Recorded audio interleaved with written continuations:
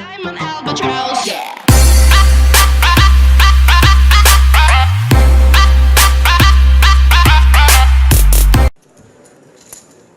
Actions on Steven Silverman.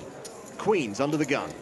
Silverman was on the American Poker reality show 2 months, 2 million. It was the highest rated poker reality show in its time slot starring Steve Silverman. He's raised to 15,000. Dan Smith has Queen Jack suited. Dan's in rough shape, but he's got the exact kind of hand you can sometimes crack bigger hands with. He calls. Negranu's out. As are Bakar and Sieber. Ravensbeck will fold the big blind, so we're heads up to the flop. And that flop is Jack, Jack 5, trips for Smith. Hi-ya!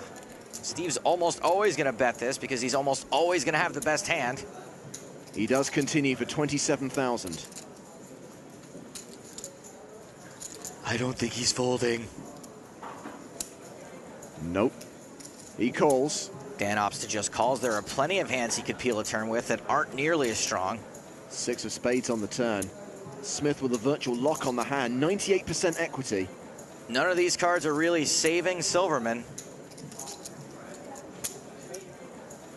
Bets again, 65,000. Now, does Dan raise or just call and go for all his value on the river?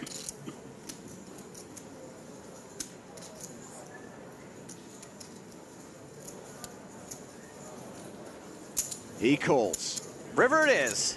230,000 in the middle, Silverman with not much more than that behind. The case jack on the river, quads for Dan Smith. This is just a horrific card for Silverman. He's now got a full house, and in his mind, he's only losing the aces or kings, which probably would have gotten him 3-bet pre-flop. Silverman shoves. Oy. Call. Dan Smith calls. Quick check of the quads. Put in. No kidding. That is just brutal. Steven Silverman eliminated. Good luck, guys. Appreciate that. He folds. Eric Seidel opens from under the gun +1 with ace-queen to 16,000. Dan Smith has kings. Almost always going to see a 3-bet with kings. Not this time. He just calls. Interesting. Dan's not wanting to look too strong, so he just calls. Calling reps a much wider range, and there's always a chance someone gets cute behind you. Heads up to the flop. Quack, quack, quack. Eric will probably continue with what he presumes will be the best hand a big percentage of the time. Dan, of course, flops a full house. Seidel does continue for 18,000. Let's see if Dan continues to play this deceptively by just calling. I think raising here would be a real mistake.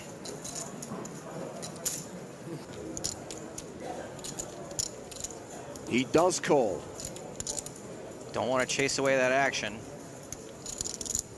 The turn is a queen. Seidel now has a full house. Really terrible card for Eric. He's now going to have the best hand almost all of the time.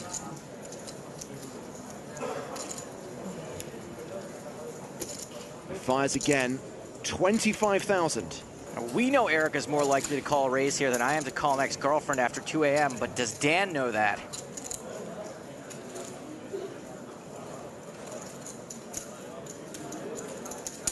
Dan does raise, makes it 75,000 total. Dan claims to keep his cool in these spots. What do you people think? Is he giving anything away? Let us know on Twitter, hashtag at EVT Barcelona. Now, don't get me wrong, this raise looks extremely strong, but A, Dan's had quads once already. What are the odds, am I right, people? B, B, and C closing. Always be closing. A? I remember now. Even though that raise looks super strong, there are, in Eric's mind, only 2 hands that are beating him, kings and aces. And what are the odds Dan flatted with those pre-flop? On this occasion, he did. Seidel now checks the river, having called Smith's raise on the turn. Would have been really sick if a deuce had hit. Dan obviously has to bet again, but he can't be like me when a girl lets me buy her a drink in a bar, all eager. That's how you scare him off. 234,000 in the pot. He bets 200,000. This is just a gross spot for Eric, you can tell, because all the liquid just drained from his body. You can't fault him for thinking about this, and you can't fault him if he eventually calls either. You can, however, throw him a parade if he somehow manages to lay this down. This is your run-of-the-mill / incredibly rare cooler crying call. He can't get away from it. He calls. And Smith gets maximum value. Eric Seidel's been getting brutalized by Dan Smith today. Seidel loses 310,000 there. Dan, don't say anything. Don't look at him. He is a legend. I like the way he played that.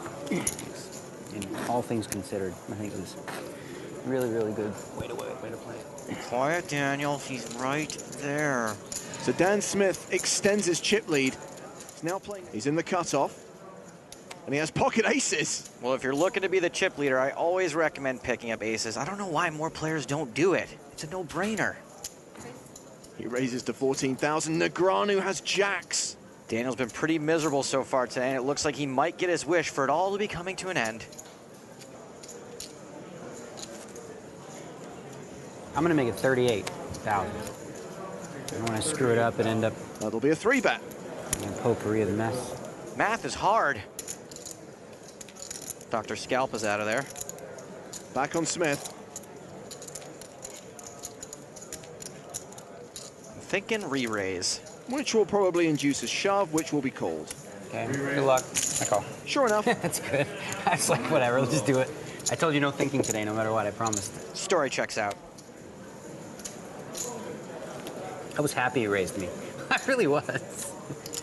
I wanted to get it in, but not against that.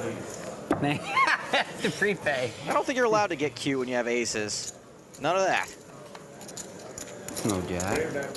Not even close. Negreanu is going to need to see a jack on the turn or river to survive.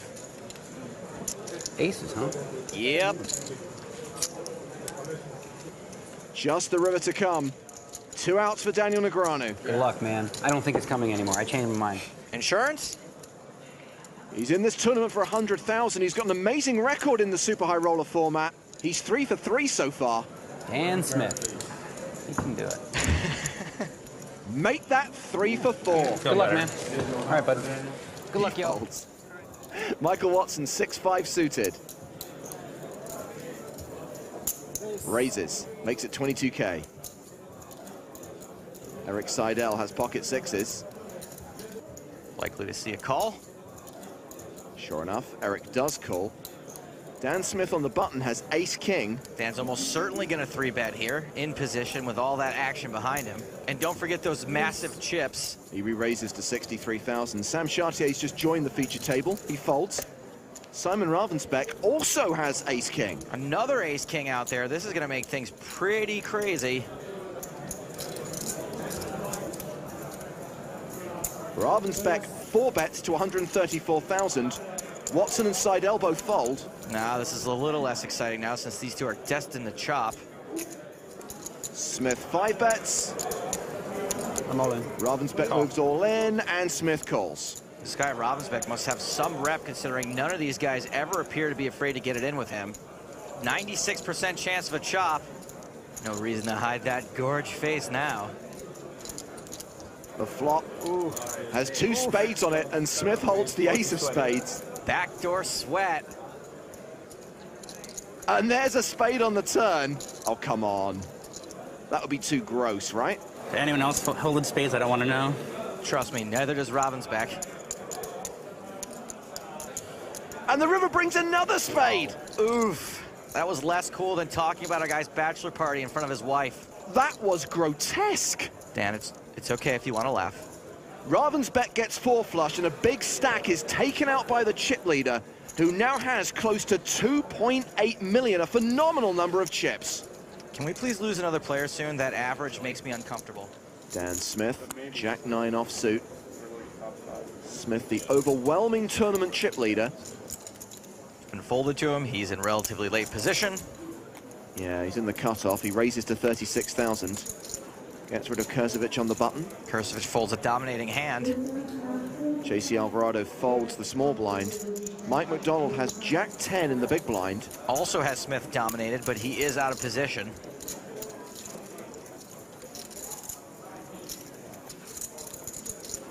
Looks like Mike will defend, and we will see a flop. That flop, 7 Jack 9, 2 pair for Smith, the straight draw and top pair for McDonald. This flop is the worst thing that happened to a McDonald since trans fats got banned. McDonald checks to the razor. Smith continues for 52,000. Even though Mike's way behind, top pair and a good gut shot is almost just as good. Just not quite. McDonald calls. Looks like he might even think his hand is too strong to raise there. The turn is another jack, another full house for Dan Smith. McDonald improves to trips. This is just getting insanely bad. This is the worst thing to happen to a McDonald's since New York City banned large sodas. McDonald checks a second time. Smith will bet a second time by the looks of things. Sure enough, 133,000. There's a good shot. Mike just calls again, wanting Dan to keep repping that jack, which he is doing because he has it. How much is Mike McDonald going to lose in this hand? At least another 133,000. Yeah, he calls, taking us to the river. 462,000 in the pot.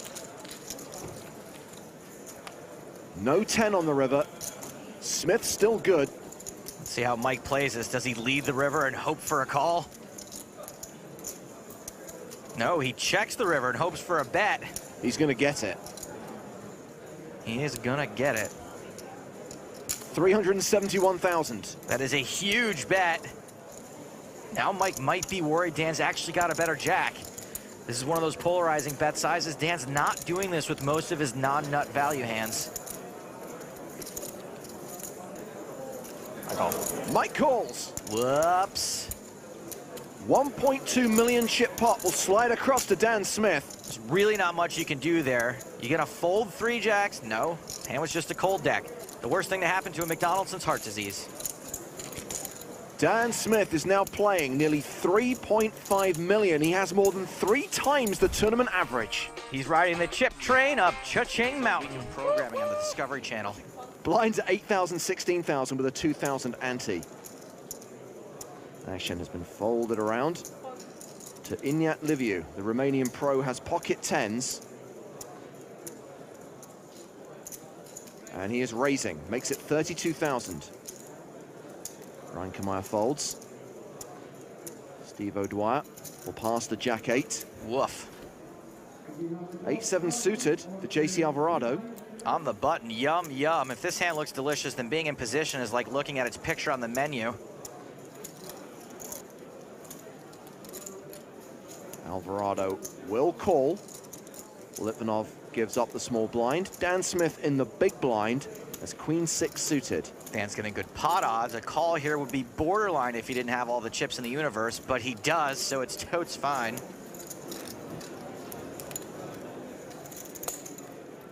So Smith calls as well. We are going 3-way to the flop. That flop, 6-9 deuce. Second pair for Smith, an up and down draw for Alvarado. Liviu still leads with 10s. Liviu was the original raiser. 55. And he's got the most to protect against. Dan Smith checks to him. Liviu bets 55,000. I don't know that this bet will get either of these players to fold, however. Alvarado calls. Liviu's actually got 2 blockers to his hand. Smith calls as well. It's a 3-way to the turn. Calls a little questionable, but Dan's getting stupid pot odds again. And he hits another 6 on the turn. Trips for the chip leader. This is a grosser turn than the twist in the crying game. JC is now dead to 4 outs. Dan all but locks his hand up, and no one's really likely to think this card changed anything. Dan checks a second time. Liviu bets a second time, 125,000. Action on Alvarado. He's getting a decent price to chase his straight. Meanwhile, Dan's got a super disguised monster. Alvarado calls. JC was getting an even better price, assuming Dan comes along for the ride. And spoiler alert, he's not folding. But is he raising? No, he's calling. Dan overcalls on 3 streets. Gotta wonder if anyone's spidey sense is tingling yet. 3-way to the river, which is another 6. This is the second time in the tournament that Dan Smith has had quads. The second time today. All pairs now have full houses, just like Liviu over there has got. Smith checks a third time. Liviu now checks as well. Wow, either a very astute player or a guy who's going to lose value a lot of the time. I'm willing to chalk it up to some kind of insane physical read. Alvarado with the